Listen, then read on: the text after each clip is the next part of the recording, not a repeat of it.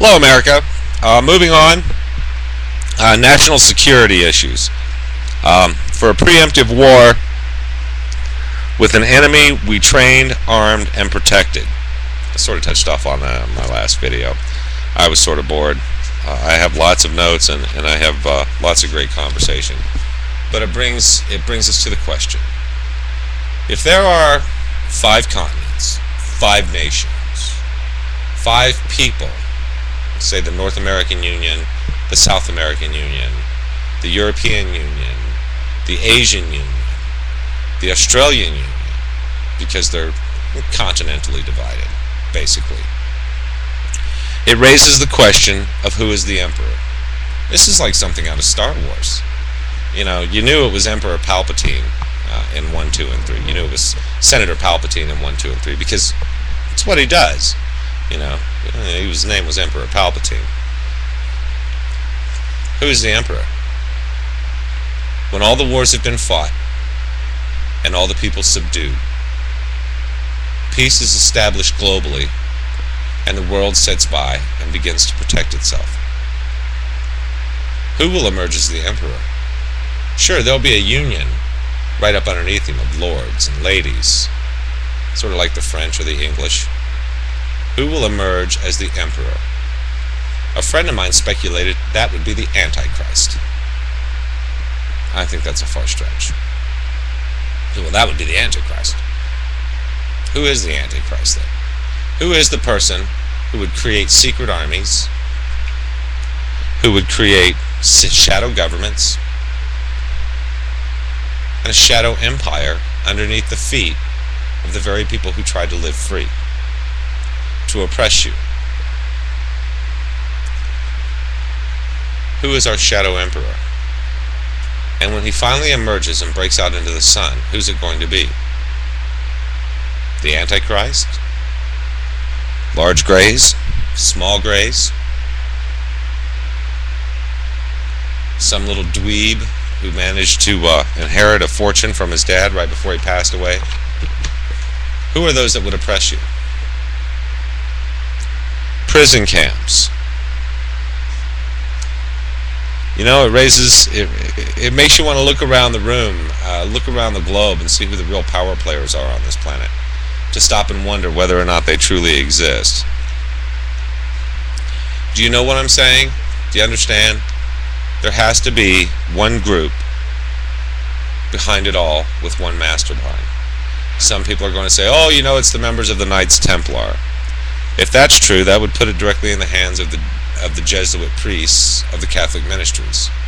Some people are going to say, oh, it's the Jews. Well, then that falls back to the Zionists.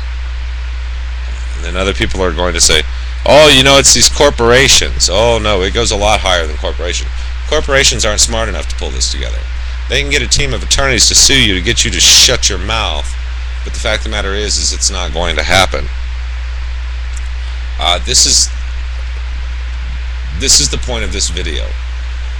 This is the Shadow Empire with shadow armies, and they have shadow armies deployed all over the world.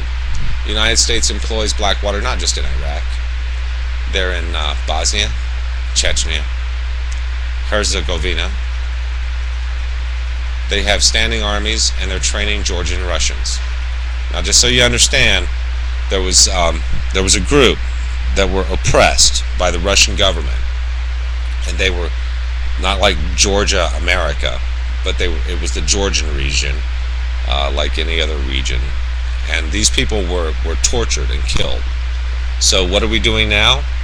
We've sent CIA to Georgia, Russia, to train Georgian rebels there. Why? Why do we go around the world showing everyone else how to kill us? Why don't we stay here in this nation and show us how to protect ourselves? Because we're supposed to be oppressed. We are going to be oppressed eventually, America. And the fact of the matter is why are they training these people? Why aren't the Russians doing more? Oh wait, they are. They built a 5-warhead missile that can evade our systems. I wonder if that has anything to do with it. You think? Nah, couldn't be. They wouldn't do anything as crazy as that. Vladimir Putin sits down to breakfast with George Bush on a yacht out in the middle of nowhere. And a week later, we're deploying missiles in part of his former Russian Republic of Poland, and I knew it in my last video. I'll think of it. Poland and Czechoslovakia, I think. Anyway, we'll get back to that. They decided to put these weapons in these nations to help stop any threat. So they call it a preemptive strike measure, and it's not, because there's no guarantee that they can hit these. So even if the United States snuck into Iraq with an otherwise not Iraqi missile or Iranian missile and launched it from inside the borders of Iran toward the United States and declared them our enemy as a result of a nuclear missile that we couldn't stop, it would be war on Iran. So if we stop those missiles over the ocean, let's say the Russian government launches a missile from the middle of Iran, even though, they have these semi-tractor trailers with missile launch pads on them, drive them over the border in an obscure region far enough inside territorial lines to make it look like it was Iranian, even though the Iranians have no missile capabilities or no refined plutonium enough to do the devastation that they're talking about. A fine 5-warhead missile would come from Russia. But a singular warhead, ICBM, intercontinental ballistic missile, which means global attack methods, comes from Iran, and they can triangulate it directly to Iran. That's an act of war.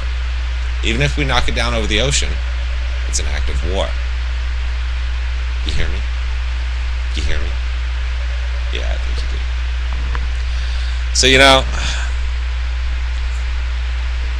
this tangled web that they've created has become a bloodletting. And unfortunately, the American people are going to be the victim. It is the worst catastrophe that is going to happen. When it does happen, it will eventuate the suspension of the Constitution, which will make King George King George. So since King George is King George, who's the emperor? Because quite frankly, King George isn't smart enough to be the emperor. There's no way he could have put all this together. He hasn't been around long enough. He's only been around about 40 years. And after his drug era, everybody else's drug era, by the time we grow up and wake up, guess what? Here we are. Americans all need to stop and ponder these possibilities. I mean, they're all conspiracy theories, and there's no truth or validity to it.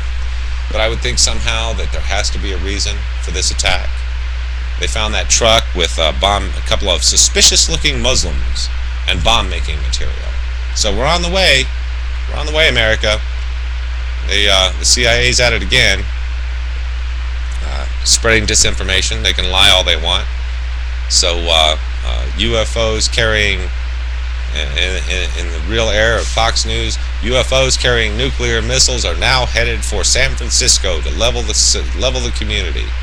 And that's a piece of reporting I made up, but you heard it here first. So America, the first thing we need to do is start looking into what the real news is, what the real truth is, and finding out where these people are coming from as far as their attacks and their plans, because it's becoming a more terrible and terrifying thing for everyone around the globe. And the first thing that we need to do is fix our government. So America,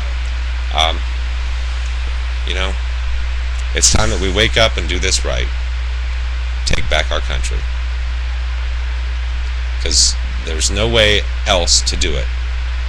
We try putting pressure on our congressmen, on our senators, and no one seems to get it. No one seems to understand exactly what's going on with all of this, and I've become bored with the mere possibility of what I have to do.